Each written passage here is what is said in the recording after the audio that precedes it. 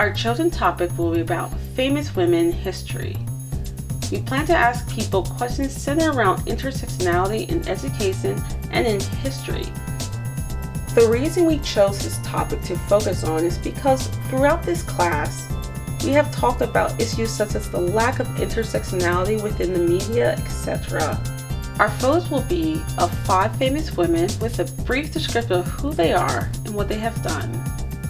We want to see how well people know of famous women in history and try to uncover why there is not as much intersectionality in what we are taught in school.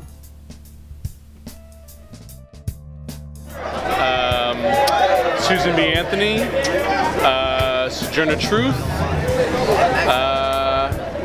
famous women from history, Eleanor Roosevelt. If we're speaking of ethnic women, it's not that many. But if we're talking about other women, I remember, of course, Cicely Tyson. That's a good one. I can remember, there's a female that was here in Temple. Can't remember her name. This is like I'm running a blank. It'll come. Of course, Rosa Parks. What was her name? The one that had for the hair products? Oh goodness, I forget her name already. Not that many because it was mostly male information. You know, first founding fathers and Martin Luther King, Malcolm X. So it wasn't that many people. I guess the first one that comes to mind is Harriet Jacobs, just because we just learned about her in my class. So besides that, I would say like, you know, just randomly Susan B. Anthony. Can't really think of a whole lot. So I guess that's your point, right? Yeah. So people don't underestimate like women that like contribute to society, and now it's a little bit being like it is like the fact that women's contribution is being underestimated. That people think like it's okay to like pay us less, to like eliminate like our contribution. Like when women are like beautiful, especially when people think like they're just beautiful, they don't like contribute. Yeah, she said it. No, I still have something to say. Yeah, you said what I thought. Yeah. Okay, yeah. Because women don't get as much recognition, and even when it is oh, well, a woman did this, and then but what about the men in her life? So, yeah. Any woman that makes an impact should be discussed. Not just in school, in any place, especially your black sororities, Delta, AKA, any place, even if it's just 2 women together, should discuss women. I think it's important for young women and girls to have role models, and they should have female role models, male role models, and role models of every race and color.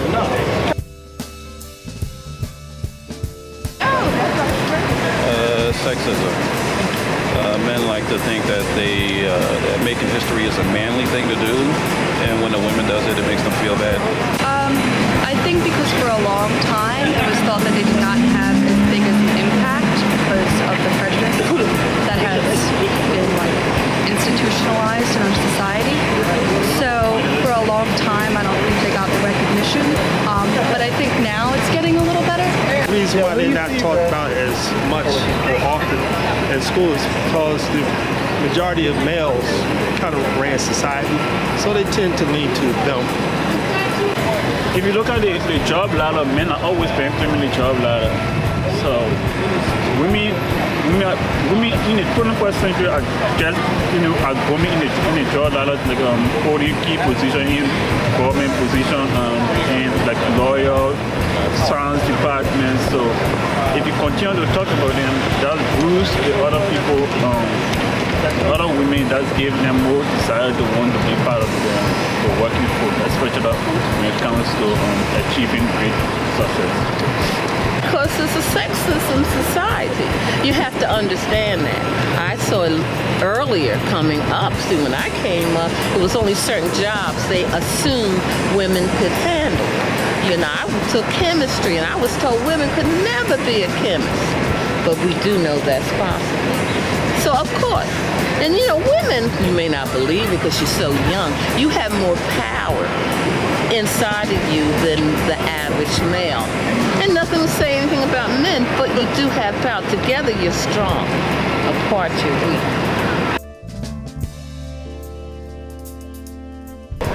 Yeah, because I'm a white guy. Yes. Well, yeah. I mean, that's obvious. We've been talking about that in my African American philosophy class. Just about how, you know, the entire history of the world has a white-centered point of view because, you know, Europeans basically, I don't want to curse, but messed everything up, you know what I mean? So now there's this like white male-centered point of view that basically says that they are responsible for all the advancements that we have in history, which is bullshit. It's with all black schools, so we were taught a lot about African American people, even light-skinned African American people, so that yes, but not gender. No, I have not. Yes, I think I have personally, but I think there is a very big problem with that challenge. There's many people who do not have somebody that they can relate to.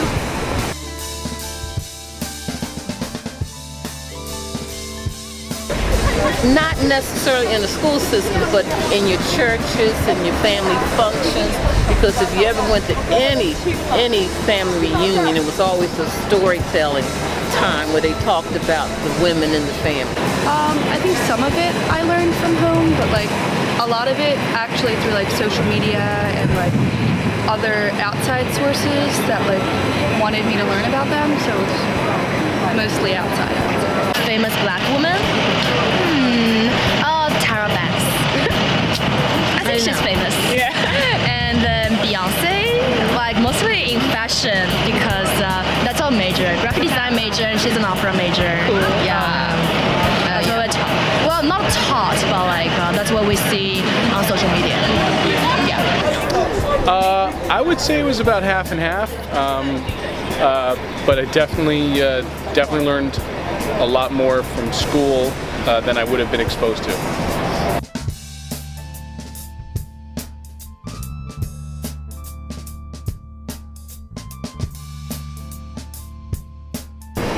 Having a famous idea. Oh, goodness. I have no idea who she is. She probably works at some fashion industry. I don't know. Some fashion industry. She's a designer? I don't remember. This person, no.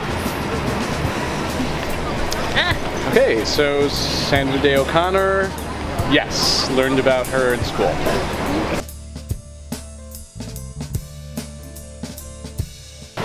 Oh my goodness. Goodness gracious. I forget.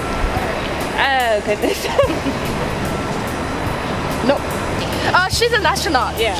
She's an astronaut in some like Apollo mission. Sally Ride, first woman in space.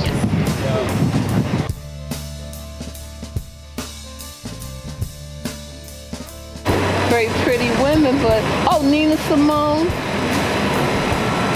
And I'm not sure about this, but I know that's Nina Simone. She's a singer or model or actress. So on the left is Nina Simone, and I don't know who that is on the right. She looks a little like Nina Simone, but she sang. This is Nina Simone, and this is Zoe Saldana, who played her in a film that was kind of controversial because of the casting choices.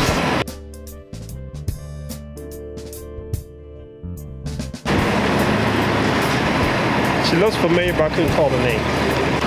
I'm sorry to say I have no idea who she is. Oh my goodness. Seen her picture? Forget. I guess I'm wrapped up in other things. I don't know. Okay. She's probably working in some like government. Okay, she's somebody that went, I don't know. I don't know. She's the first Native American woman to become a U.S. attorney in the United States of America. Under Obama, isn't it? Yeah. Okay. See, I know bits and pieces, but that's what happened.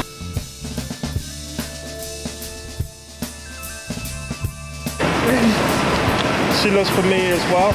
I think she's ambassador of Goodwill from India.